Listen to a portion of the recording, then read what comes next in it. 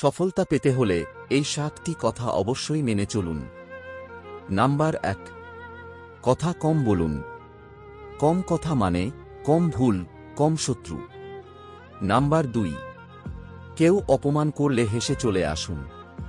সব অপমানের জবাব দিতে নেই, নীরবতাই সবচেয়ে বড় জবাব। নাম্বার 3, রাগ কম দেখান।